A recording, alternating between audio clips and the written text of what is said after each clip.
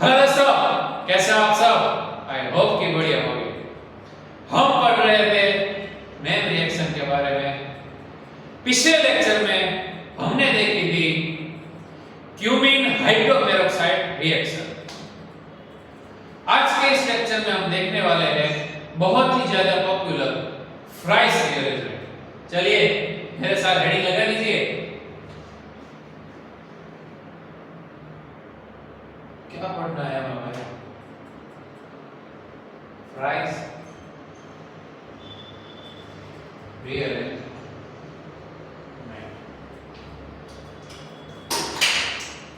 Fries रिएरेंजमेंट पढ़नी है तो सबसे पहले क्या आएगा आपको पता ही होगा कि हम नेम रिएक्शन तीन पार्ट में पढ़ते हैं। पहला पार्ट होता है उसकी रिएक्शन, जो कि उसकी बेसिक रिएक्शन होती है। दूसरा पार्ट होता है रिएक्शन कैसे प्रोसीड होगी, इसके बारे में अगर आपको जानना हो तो हम दूसरे पार्ट यानी कि मैकेनिज्म के थ्रू पता कर सकते हैं। बाद में आखिर में आता है उसका तीसरा पार्ट, जो कि होता है उसकी एप्लीकेशन, जिसमें हम जो भी नेम रिएक्शन होगी उसके एग्जांपल के बारे में पढ़ते हैं। सबसे पहले हम देखेंगे फ्राइस रिएरेंजमेंट की रिएक्शन। तो बहुत ही बढ़िया ताजा वाला हेडिंग लगा दीजिए, रिएक्शन। क्या हेडिंग लगाना है भाई आपको? रिएक्शन। इधर अपन बेसिक रिएक्शन लिखेंगे और रिएक्शन में भी तीन प्रकार होते हैं। प्रकार तो नहीं बोल सकते, लेकिन तीन स्टेज में ये रिएक्शन प्रोसीड होती है। कौन सा स्टेज होगा पहला? तो आपको पता है सबसे पहला स्टेज होता है हमारा स्टार्टिंग मटेरियल, जिसको हम सबस्ट्रेट बोलते हैं। दूसरा स्टेज होता है हमारा रिएजेंट और तीसरा आखिर वाला जो स्टेज है वो होता है हमारा प्रोडक्ट, जो कि रिएजेंट स्टार्टिंग मटेरियल के साथ रिएक्शन करके आखिर में बनाता है। सबसे पहले इसका स्टार्टिंग मटेरियल क्या होगा? तो ये होगा, ये हमने ले लिया हमारा प्यारा सा बेंजीन। उसके ऊपर सब्स्टिट्यूशन मैंने करवाया OCO CH3 ग्रुप का, और इधर मुझे कुछ कंपाउंड मिला। अगर मुझे ये कंपाउंड को कुछ नाम देना हो तो मैं ऐसा नाम दूंगा, फिनाइल। क्यों? क्योंकि देखो ये कौन सा ग्रुप, ये एस्टर ग्रुप है, तो ये क्या हो गया? Phenyl ring. और ये जो ग्रुप है एस्टर, तो मैंने इसको क्या नाम दे दिया? Phenyl ester. अब इसकी रिएक्शन मुझे करवानी होगी किसके साथ? इसकी रिएक्शन मुझे करवानी होगी LA, लॉस एंजेलस नहीं है, लेविस एसिड, जो कि होगा हमारा AlCl। स्टार्टिंग मटेरियल हमारा है फिनाइल एस्टर, उसकी रिएक्शन हम करवाएंगे लेविस एसिड, जो कि है AlCl3। अगर हमने इसकी रिएक्शन लेविस एसिड AlCl3 के साथ करवाई तो हमें ये प्रोडक्ट मिलेगी। देखो हमें दो प्रोडक्ट मिलती है, जिसमें से पहली है ऑर्थो सब्स्टिट्यूशन वाली, जिसमें COCH3 ग्रुप है, उसका सब्स्टिट्यूशन ऑर्थो पोजीशन पे होगा। दूसरी है हमारी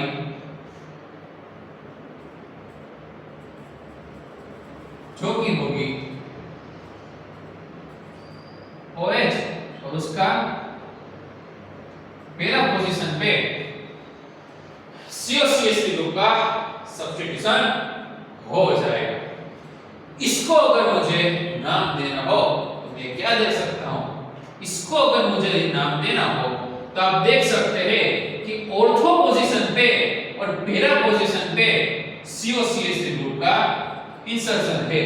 अगर मैं ये COCH3 ग्रुप को निकाल दूं तो बचता क्या है? हमारी फिनोल रिंग।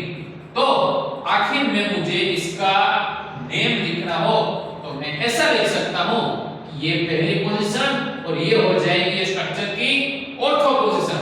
तो ऑर्थो पोजीशन पे एसाइल ग्रुप है, क्या बोलते हैं इस ग्रुप को? एसाइल ग्रुप है। तो मैं इसका नेम लिखूंगा ऑर्थो एसाइल फिनोल। जैसे हमने इधर नेम लिखा वैसे ही इधर नेम लिखना है। क्या है यहाँ पे? पैरा पोजीशन पे COCH3 है, तो इधर मैं लिखूंगा पैरा एसाइल फिनोल। ठीक है, खत्म हो गई। खत्म हो गई हमारी पहली जो रिएक्शन है, बेसिक रिएक्शन, वो हमने इधर लिखी, जो कि है फिनाइल एस्टर की रिएक्शन हम करवाते हैं लेविस एसिड, जो कि हमारा है Cl3, और हमें प्रोडक्ट मिलते हैं ऑर्थो एसाइल फिनोल और पैरा एसाइल फिनोल। इसके बाद आता है उसका दूसरा स्टेप, जो कि होगा मैकेनिज्म के बारे में। तो रुको, मैकेनिज्म में ना ये जो हमारी नेम रिएक्शन है वो दो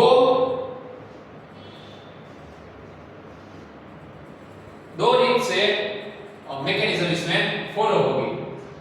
पहली मैकेनिज्म होगी लो टेम्परेचर में, दूसरी मैकेनिज्म होगी हमारी हाई टेम्परेचर में।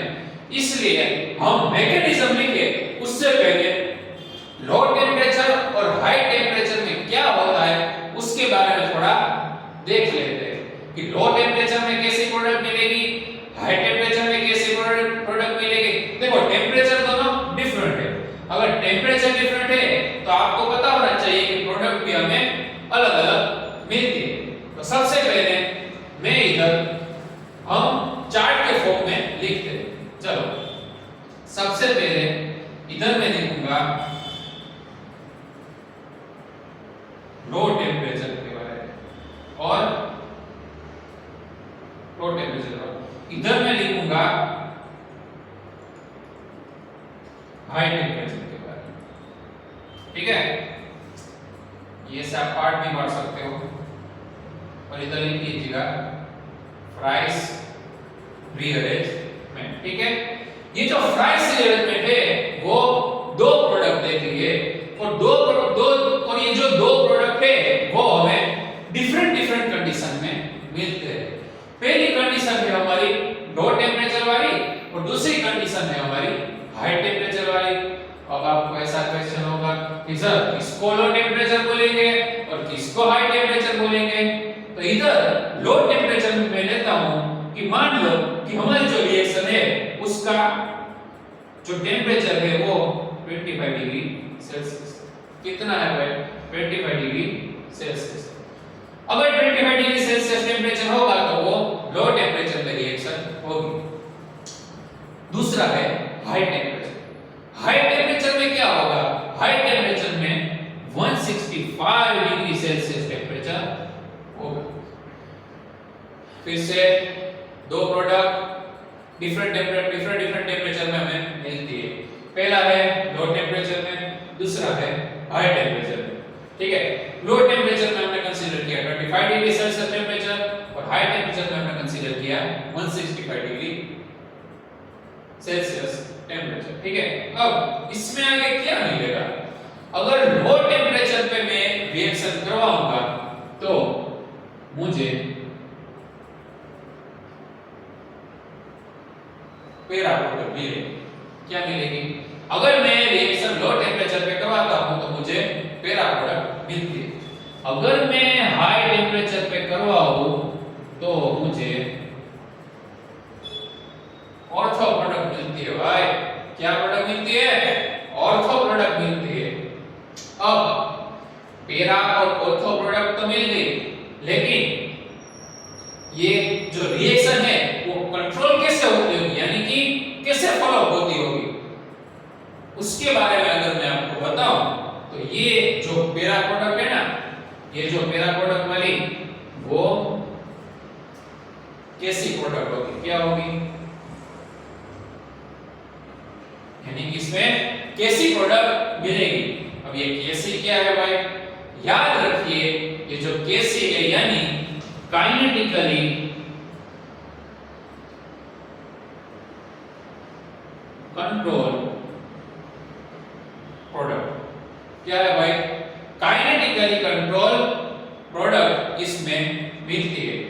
अगर इसमें काइनेटिकली प्रोडक्ट मिलती होगी तो वहां पे हाई टेम्परेचर पे क्या मिलेगा, तो यहां पे हमें मिलेगी टीसी प्रोडक्ट। क्या मिलेगी? TC product. ऐसा मत बोलना टाटा कंसल्टेंसी सर्विस वाली प्रोडक्ट होगी। टीसी यानी टाटा नहीं है, टीसी यानी होगी थर्मली कंट्रोल। क्या होगी भाई?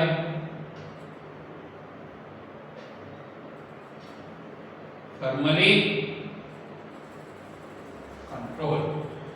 इधर हमें मिली काइनेटिकली कंट्रोल और इधर हमें मिली थर्मली कंट्रोल प्रोडक्ट। अब लो टेम्परेचर में अगर हमने रिएक्शन प्रोसीड करवाई तो इसमें क्या जनरेट होगा? इसमें क्या जनरेट होगा? More stable intermediate. Low temperature पे अगर हमने रिएक्शन प्रोसीड करवाई तो इसमें मोर स्टेबल इंटरमीडिएट जनरेट होगा। इंटरमीडिएट पहले कहीं आ गया आपको? नानो पढ़ता जीओसी में हमने बहुत अच्छे से पढ़ लिया है। क्या है इंटरमीडिएट? वो देखा था ना, इधर लिस्ट बनाया था बहुत बड़ा, कार्बेटाइन, कार्बेनाइन, बेंजीन, बेंजाइन, और क्या था? कार्बन था, नाइट्रीन था, वायलाइट था, हाँ उसको बोलते हैं इंटरमीडिएट। तो इसमें लो टेम्परेचर में क्या जनरेट होता है? मोर स्टेबल इंटरमीडिएट जनरेट होता है। और उसकी अपोजिट हाई टेम्परेचर में क्या जनरेट होगा? हाई टेम्परेचर में लेस स्टेबल इंटरमीडिएट जनरेट होगा। इसमें अगर मोर स्टेबल इंटरमीडिएट जनरेट होगा तो इसमें जो प्रोडक्ट मिलेगी वो कैसी होगी? अगर मोर स्टेबल इंटरमीडिएट जनरेट होता है तो इसमें लेस स्टेबल प्रोडक्ट हमें मिलेंगे। मोर स्टेबल इंटरमीडिएट जनरेट होगा तो इसमें प्रोडक्ट कैसी मिलेगी? लेस स्टेबल मिलेगी। और इसमें हाई स्टेबल, इधर नीचे लिखता हूं, आप जूम करके देख लीजिएगा, हाई स्टेबल प्रोडक्ट मिलेगी। ठीक है, लिख लीजिए इसको। दो प्रकार की हमारी प्राइस रिअरेंजमेंट होगी। कैसी? एक होगी लो टेम्परेचर में, एक होगी हाई टेम्परेचर में। लो टेम्परेचर में हमने लिखा 25 डिग्री सेल्सियस और हाई टेम्परेचर में हमने लिखा 165 डिग्री सेल्सियस टेम्परेचर। और लो टेम्परेचर में मिली पैरा प्रोडक्ट, इसमें मिली ऑर्थो प्रोडक्ट। पैरा प्रोडक्ट थी वो काइनेटिकली कंट्रोल मिलती है और जो ऑर्थो प्रोडक्ट थी वो थर्मली कंट्रोल मिलती है। जो हमारी काइनेटिकली कंट्रोल प्रोडक्ट होगी उसमें मोर स्टेबल इंटरमीडिएट जनरेट होगा और जो थर्मली कंट्रोल प्रोडक्ट थी उसमें लेस स्टेबल इंटरमीडिएट जनरेट होगा। और आखिर में ये दोनों के आखिर में जो हमें प्रोडक्ट मिलेगी वो लो टेम्परेचर में लेस स्टेबल प्रोडक्ट होगी और हाई टेम्परेचर में हाई स्टेबल प्रोडक्ट होगी। ठीक है, हाई स्टेबल यानी लिख सकते हो मोर स्टेबल प्रोडक्ट। अब चलते हैं हमारा दूसरा पार्ट जो कि होगा मैकेनिज्म के बारे में। चलिए हेडिंग लगा दीजिए मैकेनिज्म।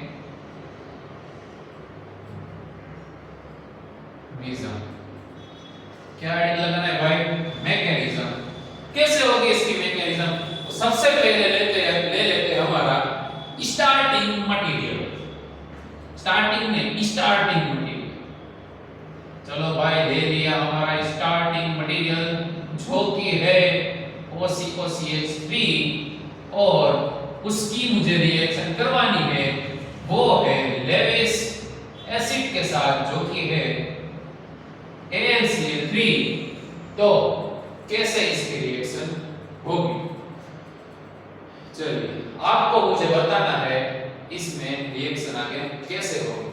वीडियो को पॉज कर दीजिएगा और मुझे कमेंट बॉक्स में लिख लीजिएगा कि अब ये रिएक्शन में आगे क्या करो। आई होप कि आपने लिख लिया होगा। चलिए इसमें क्या होता है, देखो ये जो ये जो बेंजीन रिंग है उसका ये जो बॉन्ड है वो ऑक्सीजन के साथ जुड़ा हुआ है। किसके साथ जुड़ा हुआ है? ऑक्सीजन के साथ जुड़ा हुआ है। और हमें पता है ऑक्सीजन है उसके पास भाई एक्स्ट्रा पेयर ऑफ इलेक्ट्रॉन होते तो कितने होते हैं उसके पास एक्स्ट्रा पेयर ऑफ इलेक्ट्रॉन? उसके पास 2, यानी कि 2 लोन पेयर होती है। कितनी लोन पेयर होती है भाई? 2 लोन पेयर होती है। तो मैं इधर दिखा दूं 2 लोन पेयर तो आपको कोई प्रॉब्लम नहीं होनी चाहिए। क्यों?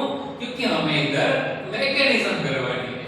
तो इसके पास ऑक्सीजन के पास 2 लोन पेयर होती है। वो करेगी क्या?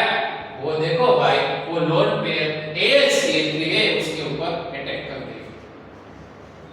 क्या कर देगी? अटैक कर देगी। ये लोन पेयर है उसने क्या किया भाई? उसने AlCl3 के ऊपर अटैक कर दिया। अगर उसने AlCl3 के ऊपर अटैक किया, अगर उसने या किसने ऑक्सीजन की लोन पेयर ने AlCl3 के ऊपर अटैक किया तो उसने अपनी लोन पेयर डोनेट की होगी। अगर उसने अपनी लोन पेयर डोनेट की तो ऑक्सीजन के ऊपर क्या आएगा भाई?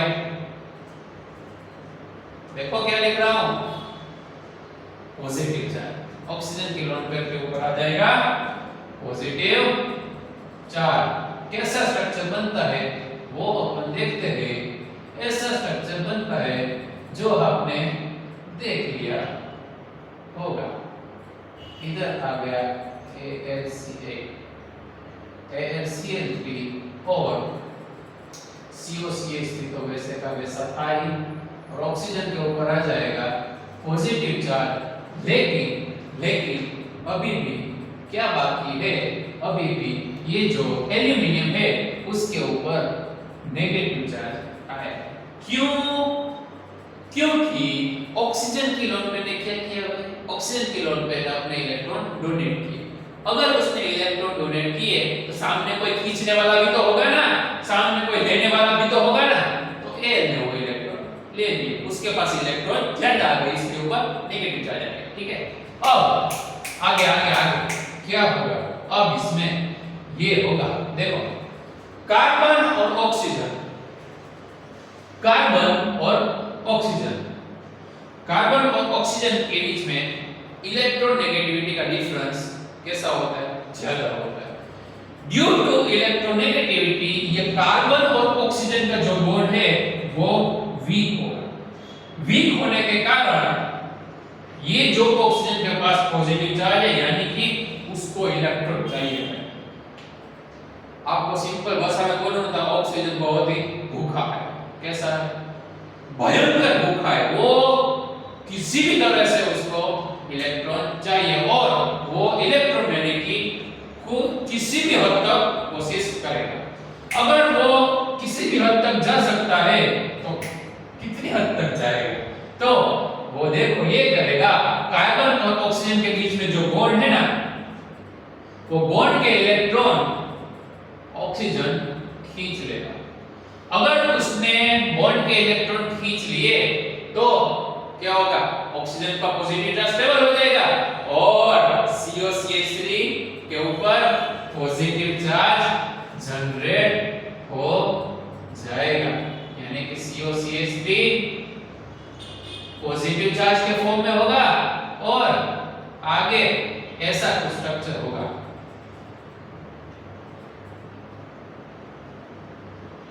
इधर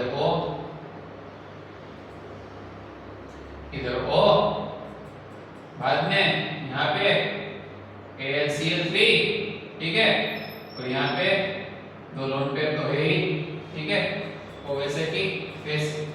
अब यहाँ तक मैकेनिज्म दोनों में यानी कि किसमें? लो टेम्परेचर और हाई टेम्परेचर में कॉमन किया है। ठीक है, अब बारी बारी हम दोनों कंडीशन में मैकेनिज्म देखते। सबसे पहले हम देखेंगे किसमें? Low temperature. लो टेम्परेचर में क्या होगा? लो टेम्परेचर में रिएक्शन प्रोसीड होगी। कैसे प्रोसीड होगी? तो सबसे पहले ये जो है ना वो एज इट इज हम लिख लें। ठीक है, ये हमने एज इट इज AlCl3। अब देखो ऐसा कुछ है? जी हाँ बिल्कुल है। तो इसमें अब क्या होगा? अब इसमें होगा रेजोनेंस। क्यों? देखिएगा कैसा टेम्परेचर रखना है भाई? लो टेम्परेचर, यानी कि 25 डिग्री सेल्सियस जो होगा हमारा टेम्परेचर होगा। अब लो टेम्परेचर में देखिए कौन सी प्रोडक्ट मिलती? Para product. कैसे मिलेगी देखिएगा। तो ये जो ऑक्सीजन है वो बेंजीन रिंग के साथ रेजोनेंस करेगा। इसने यहां पे बनाया डबल बॉन्ड। अगर इसने यहां पे डबल बॉन्ड बनाया तो ये डबल बॉन्ड को लगा धक्का। ये डबल बॉन्ड को अगर धक्का लगा तो ये डबल बॉन्ड शिफ्ट होके इधर आ गया। ये डबल बॉन्ड अगर इधर शिफ्ट होके आ गया तो ये डबल बॉन्ड को भी क्या लगा? धक्का ही लगेगा। लेकिन वो धक्के में क्या होगा? वो धक्के में देखो मेरे प्यारे भाइयों और बहनों, क्या है? COCH3। रिएक्शन मिक्सचर में COCH3 पॉजिटिव के फॉर्म में घूम रहा है। कंटीन्यूअसली COCH3 क्या कर रहा है? घूम रहा है। उसके पास कौन सा चार्ज है? पॉजिटिव चार्ज है। पॉजिटिव चार्ज यानी इलेक्ट्रॉन का भूखा है। तो उसको जहां कहीं पे भी इलेक्ट्रॉन रिचनेस दिखेगी उस पे क्या कर देगा? वो चला जाएगा। क्या बोला मैंने? जहां कहीं पे भी उसको इलेक्ट्रॉन रिचनेस दिखेगी उसके पास चला जाएगा। तो ये COCH3 यहां पे है तो होगा क्या? ये डबल बॉन्ड का रिपल्सन बनके ये डबल बॉन्ड को रिपल्सन लगा तो ये यहां पे आ गया। ठीक है, बाद में ये डबल बॉन्ड को अगर रिपल्सन लगेगा ना तो वो इसके ऊपर क्या कर देगा? अटैक कर देगा। अगर उसने वहां पे अटैक किया तो हमें कुछ ऐसा मिलेगा। देखो ये ऑक्सीजन ने बना दी इधर डबल बॉन्ड। ठीक है, ये डबल बॉन्ड यहां पे शिफ्ट होगा और यहां पे COCH3 जनरेट हो गए। ये डबल बॉन्ड को तो हमने कुछ किया नहीं, वो वैसे का वैसा हो जाएगा। इसने यहां पे डबल बॉन्ड बनाया, अपने नॉन पेयर को डोनेट किया तो इधर जनरेट होगा। और ये तो वैसे का वैसा है। इधर नेगेटिव चार्ज तो भूल गए, इधर नेगेटिव डाला। चलो हो जाएगा ऐसा कुछ? हाँ जी बिल्कुल हो जाएगा। चलिए आगे क्या होगा? आपको आ जाना चाहिए। अगर नहीं आया तो मजा नहीं आएगा मेरे दोस्त। क्या हुआ इसमें? 3 डबल बॉन्ड में से 2 डबल बॉन्ड में कन्वर्जन हुआ। क्या बोला? 3 डबल बॉन्ड में से 2 डबल बॉन्ड में कन्वर्जन हो गया। यानी कि जो बहुत ही बढ़िया प्यारी वाली इसमें जो स्टेबिलिटी थी वो चली गई मेरे दोस्त। क्या चली गई? इसमें जो स्टेबिलिटी थी वो चली गई। अब ये जो रिंग बनी उसको स्टेबल होना है। क्या होना है? उसको स्टेबल होना है। तो कैसे स्टेबल होगी? ऐसे स्टेबल होगी, देखो ये जो कार्बन है उसकी 3 वैलेंसी, एक यहां पे, दूसरी यहां पे और तीसरी यहां पे है। कार्बन की होती है 4 वैलेंसी। कितनी होती है? 4 वैलेंसी होती है। तो चौथी वैलेंसी जो है वो किसके फॉर्म में होगी? हाइड्रोजन के फॉर्म में होगी। किसके फॉर्म में होगी? हाइड्रोजन के फॉर्म में होगी। तो ये हाइड्रोजन क्या करेगा? अपने इलेक्ट्रॉन डोनेट करके एक डबल बॉन्ड रिंग में जनरेट करेगा और खुद H+ के फॉर्म में रिलीज होगा। चलिए देख लीजिए कैसे होगा। ये जो बॉन्ड के इलेक्ट्रॉन है वो इधर डोनेट हो गए। अगर डोनेट होके इधर डबल बॉन्ड फॉर्म करते हैं तो ये डबल बॉन्ड को क्या लगेगा? धक्का लगेगा तो वो आ जाएगा इधर और अगर इधर डबल बॉन्ड आ गया तो ये डबल बॉन्ड को भी रिपल्शन लगेगा, तो वहां पे रिपल्शन होने के कारण क्या होगा, ऑक्सीजन के जो लोन पेयर डोनेट हुई थी वो फिर से उसके पास लोन पेयर के फॉर्म में आ जाएगी। चलिए देखते हैं आगे का स्ट्रक्चर।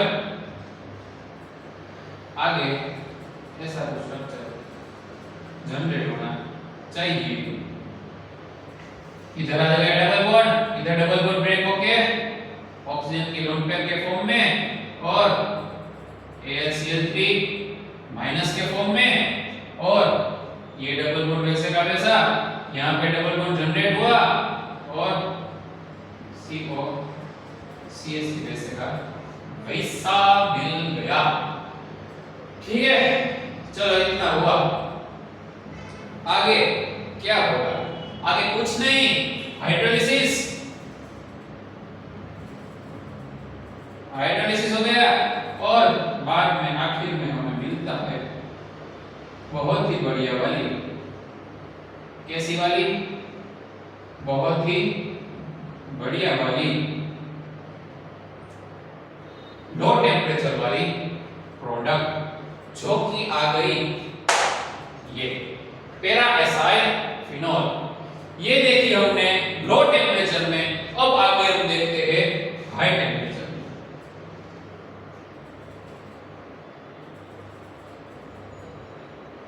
हाई टेम्परेचर क्या होगा, ले लेते हैं हमारा वो मटेरियल, उसमें हमने ऐसा कुछ ले लिया है स्टार्टिंग में, जो कि है AlCl3, और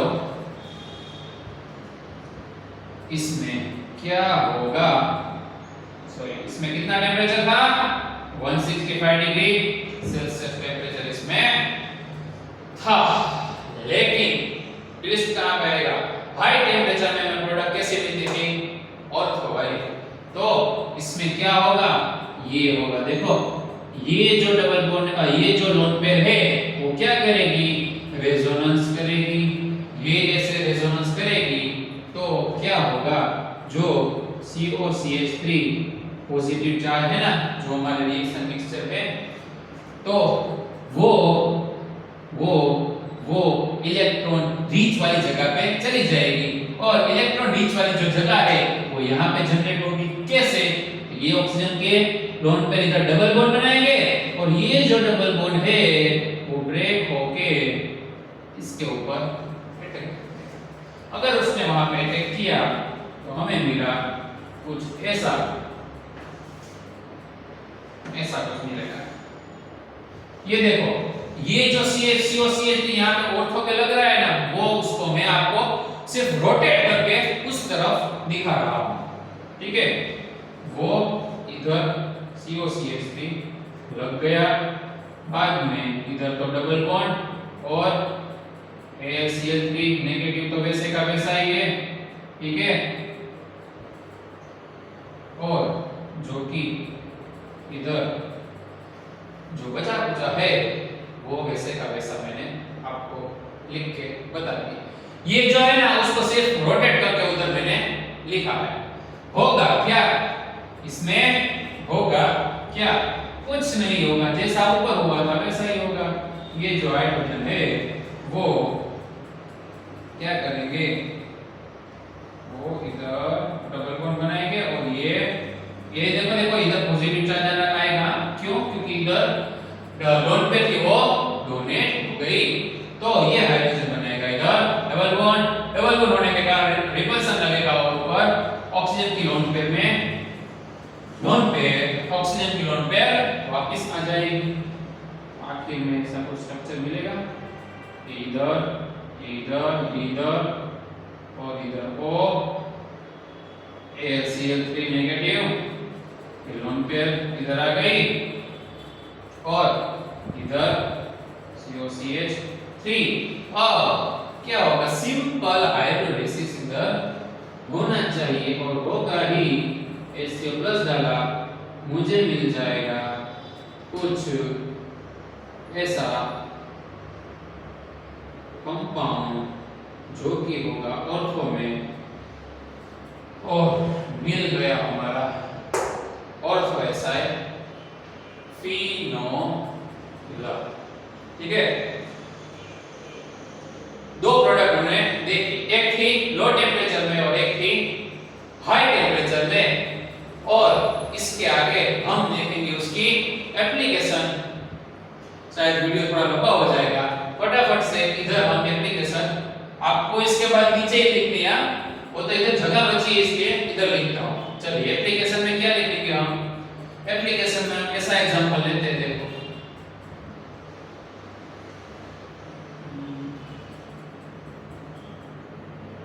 इधर आएगा OCOCST,